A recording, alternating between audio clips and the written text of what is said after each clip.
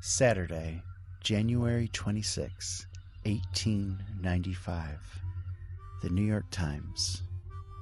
Had to send for soldiers. A detachment of Troop A rode to Maspeth and rioters fled. Maspeth, Long Island, January 25. The barns of the Grand Street, Newtown, and Bowery Bay branch of the Brooklyn Heights Railroad are situated here.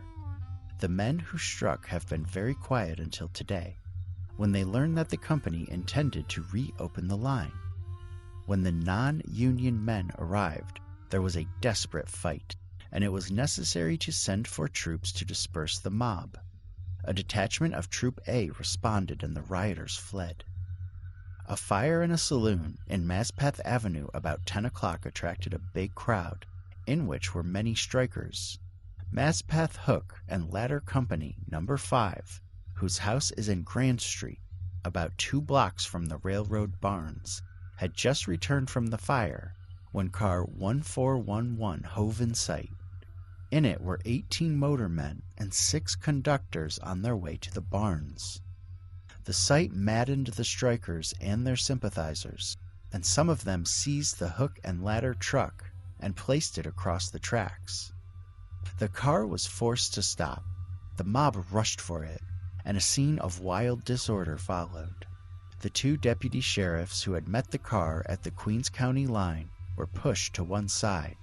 The non-Union men were knocked down, kicked and battered, and then dragged into the fire company's house. The doors were closed and locked. The car was taken to the barns by Anthony Quigg, one of the company's starters.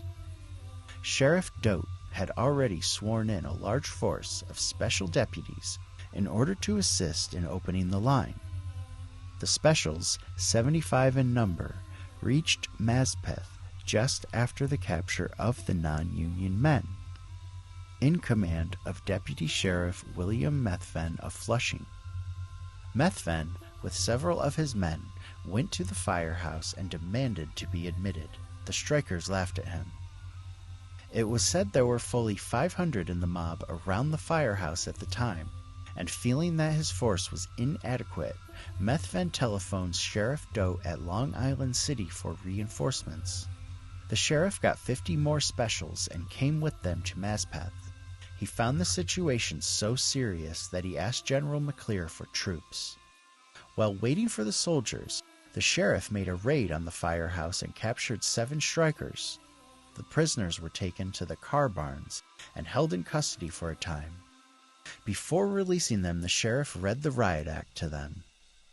While the non-Union men were nursing their injuries, the strikers strove to get them to join the Union.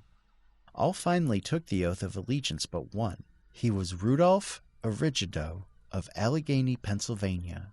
He was pounded and hammered, and when he finally escaped, he had hardly enough strength to reach the car barns.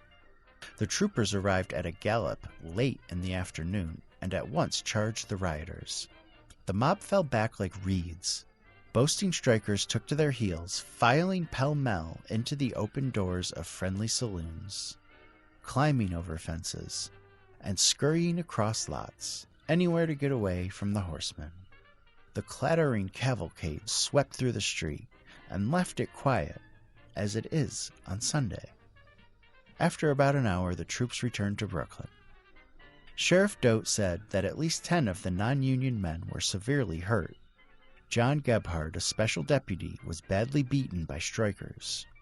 Superintendent of Motive Power Whittlesey said that the company would make an attempt to run cars tomorrow morning at about 10 o'clock.